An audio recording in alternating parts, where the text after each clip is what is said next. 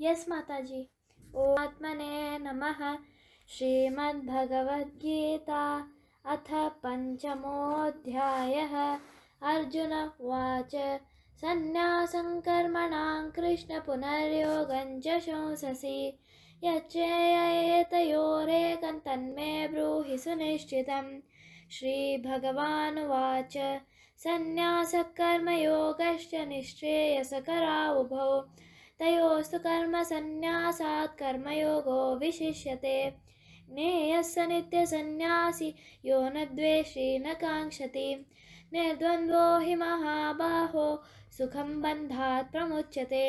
साङ्ख्ययोगो पृथक् बालाः प्रवदन्ति न पण्डिताः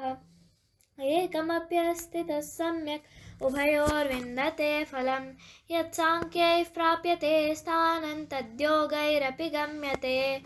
एकं साङ्ख्यं च योगं च यः पश्यति स पश्यति सन्न्यासस्तु महाबाहो दुःखमाप्तुमयोगतः योगयुक्तो मुनिर्ब्रह्म न चिरेणाधिगच्छति योगयुक्तो विशुद्धात्मा विजितात्मा जितेन्द्रियः सर्वभूतात्मभूतात्मा कुर्वन्नपि न लिप्यते नैव किञ्चित् करोमीति युक्तो मन्येत तत्त्ववित् पश्यन् शृण्वन् स्पृशन् जिघ्रन् अश्नन् गच्छन् स्वपं श्वसन् प्रलपन् विसृजन् गृह्णन् उन्मिषन् निमिषन्नपि इन्द्रियाणीन्द्रियार्थेषु वर्तन्ते इति धारयन् ब्रह्मण्याधाय कर्माणि सङ्गं त्यक्त्वा करोति यः लिप्यते न स पापेन पद्मपत्रमिवाम्भसा कायेन मनसा बुद्ध्या केवलैरिन्द्रियैरपि योगिनः कर्म कुर्वन्ति सङ्गं त्यक्त्वा आत्मशुद्धये युक्तः कर्मफलं त्यक्त्वा शान्तिमाप्नोति नैष्ठिकीम् अयुक्तः कामकारेण फले सक्तो निबध्यते सर्वकर्माणि मनसा सन्न्यस्यास्ते सुखं वशी नवद्वारे पुरे देहि नैव कुर्वन्न कारयन् न कर्तृत्वं न कर्माणि लोकस्य सृजति प्रभुः न कर्मफलसंयोगं स्वभावस्तु प्रवर्तते नादत्ते कस्यचित् पापं न चैव सुकृतं विभुम् अज्ञानेनावृतं ज्ञानं तेन मुह्यन्ति जन्तवः ज्ञानेन तु तदज्ञाने येषान्नाशितमात्मनः तेषामादित्यवज्ञानं प्रकाशयति तत्परं तद्बुद्धयस्तदात्मानस्तन्निष्ठा तत्परायणाः गच्छन्त्य पुनरावृत्तिं ज्ञाननिर्धूतकल्मषाः विद्याविनयसम्पन्ने ब्राह्मणे कविहस्तिनि शुनि चैव श्वपाके च पण्डिताः समदर्शिनः इहैर्वतैर्जितः सर्गो येषां साम्ये स्थितं मनः निर्दोषं हि समं ब्रह्म तस्माद् ब्रह्माणि ते स्थिताः न प्रहर्षेत् प्रियं प्राप्य नोद्विजेत् प्राप्य चाप्रियं स्थिरबुद्धिरसम्मूढो ब्रह्मविद् ब्रह्मणि स्थितः बाह्यस्पर्शेष्वसक्तात्मा विन्दत्यात्मनि यत्सुखं स ब्रह्मयोगयुक्तात्मा सुखमक्षयमश्नुते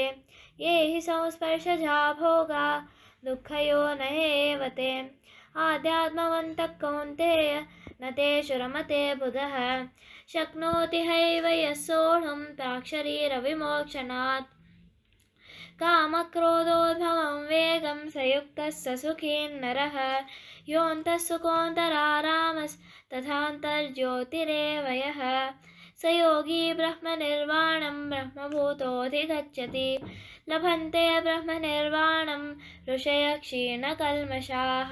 छिन्नद्वैधायतात्मानः सर्वभूतहिते रताः कामक्रोधोद्वियुक्तानां यतीनां यतचेतसाम् अभितो ब्रह्मनिर्वाणं वर्तते विदितात्मनां स्पर्शान् कृत्वा बहिर्बाह्यान् चक्षुश्चैवान्तरे भ्रुवोः प्राणापानौ समौ कृत्वा नासाभ्यन्तरचारिणौ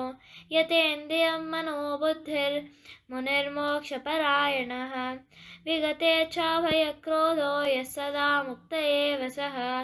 भोक्तारयज्ञतपसां सर्वलोकमहेश्वरं सुहृदं सर्वभूतानां ज्ञात्वा मां शान्तिमृच्छति ॐ तत्सदिति श्रीमद्भगवद्गीतासु